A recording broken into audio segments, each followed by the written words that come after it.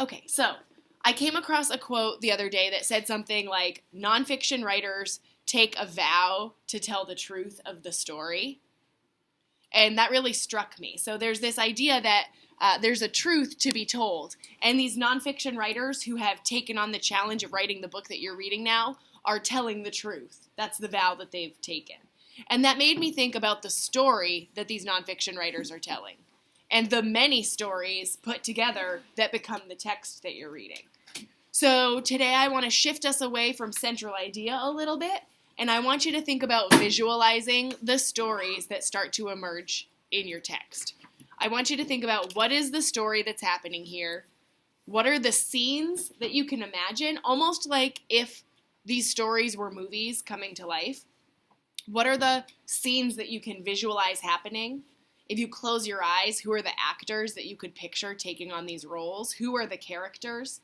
And what are even some setting details that you might notice? In a group who was reading Unbroken, they said that they read about the clouds are rolling in, and it sort of sets this scene up for almost a showdown that happens. And I want to know if you guys can do that work too in your text. So I've got a section from this book, Eyes of the World, the same one that we've been studying as our mentor text. And this is happening for our characters, Gerda and Andre. They've been living in France. He's been taking photographs. She's been selling them through a photo agency. But now there's this story that's come up, and I think it's the perfect one to show you. So I'll invite you to read along as I'm reading, or you might gaze down or close your eyes even and visualize what's happening. But I want you to see what's going on, and I want you at the end to be ready to talk to the people near you about, if this was a movie, what scenes would you expect to see if this story became a movie? You ready for that?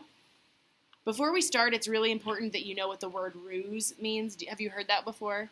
Yeah. I've heard of the word ruse a bunch of times thinking about surprise parties. There's always a ruse, like a lie, to get the person whose surprise party it is to go to the surprise party, right? So a ruse is like a lie for a reason. You guys took a surprise party. This is it. Yeah, this is it. Everybody ready? Surprise! Right. The ruse is that I wanted you to learn about visualizing in nonfiction text. Do you have a minute for that? Sure. Okay. Really quick.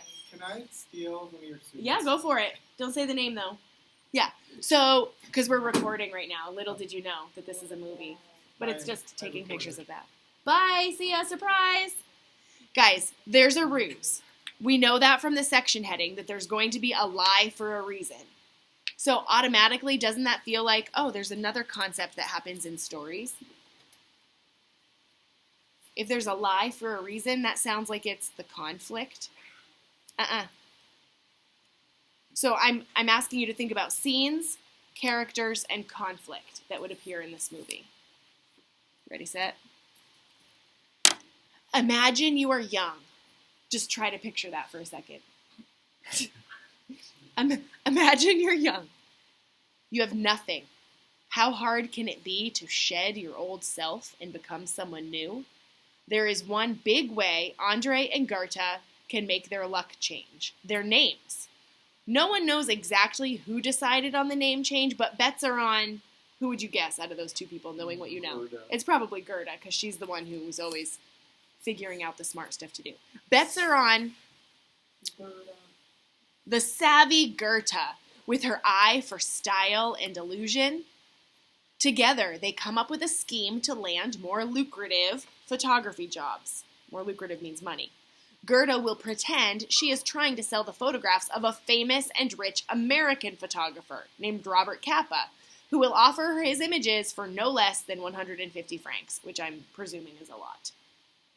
She, too, will change her name. Gerda Pohoriel will become Gerda Taro, fascinatingly similar to Greta Garbo, famous movie starlet. Their new names give them an alluring and glamorous air. As Kappa writes his mother about his new name, one could almost say that I've been born again, but this time it didn't cause anyone any pain. Pause. I'm asking you to visualize the scene here, but what's the motif happening in this paragraph? What's the central idea? Changing their names will change their identity, their future, right? So you're starting to see how important this is. Need more money. Keep visualizing.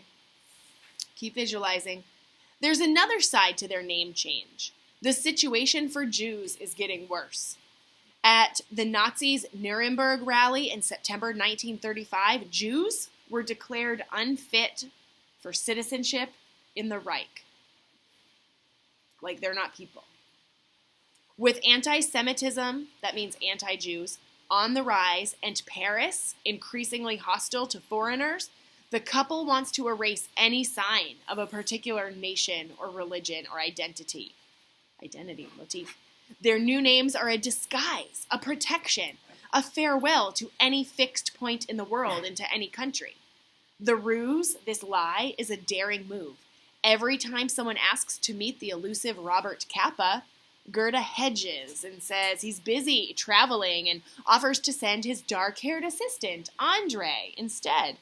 Maria Eisner is suspicious when she sees the photographs Goethe shows her.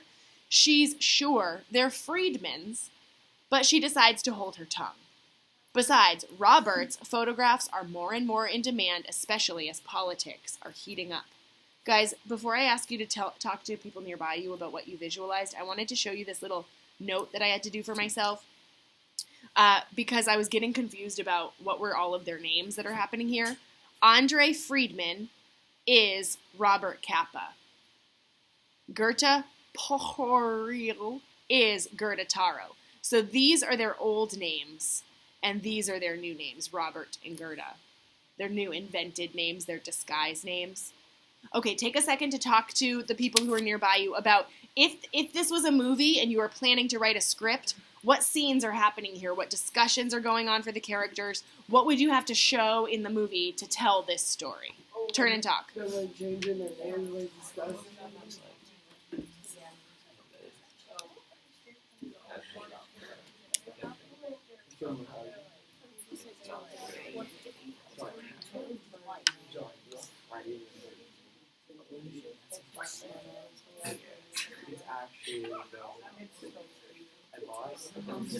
Okay, come back into me. I heard you really setting up an excellent movie, it sounded like. A bunch of different pockets of good ideas. I heard a lot of people say that you'd have to have almost this, this conversation between them about, oh, let's change our names. It can be like a disguise. Like there would have to be this decision moment between the two characters talking about this, maybe sitting in their really tiny Paris apartment. I heard somebody say that you would have to show the political situation, like the climate of the setting. It's getting dangerous for them to sound like Jews. You know, like their names sound Jewish. That's too dangerous because it's not safe anymore. And so that's part of the reason why they're making this decision. So maybe there would be a scene where it's the Nuremberg rally, or maybe they're reading the newspaper article about the rally or something that ties in that that's the setting here.